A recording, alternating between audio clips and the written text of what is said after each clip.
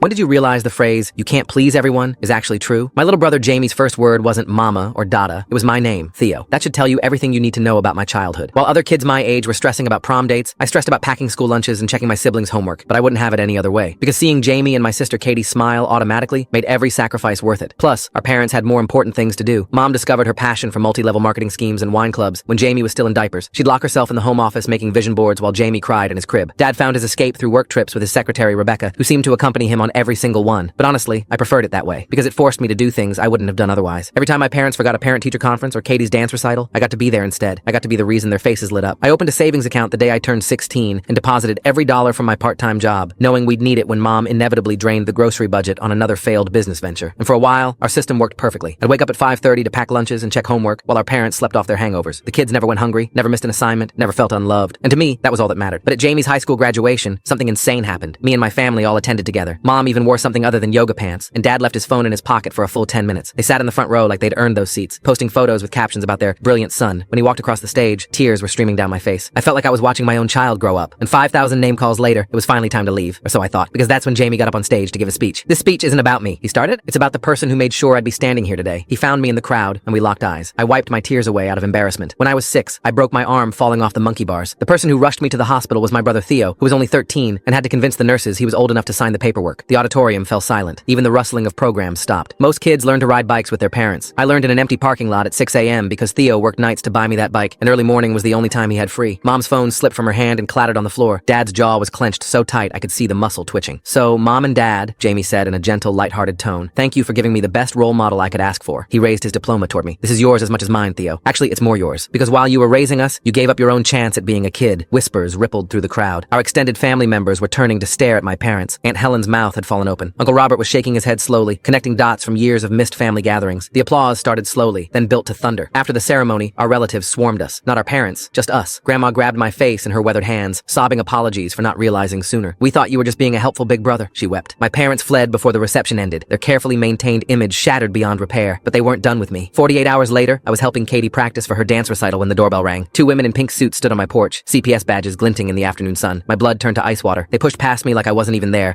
documenting everything with phones and notepads. The medication chart I'd created to track Jamie's ADHD prescriptions became evidence of unauthorized medical decisions. The birthday calendar with everyone's doctor's appointments was assuming parental authority without legal standing. Even the fully stocked refrigerator was somehow twisted into overcompensation for neglect. And suddenly, everything made sense. Because as they made calls about emergency placement orders, the woman said, "Yes, the biological parents called in the report. They're willing to resume full custody immediately." Full story on channel, link below.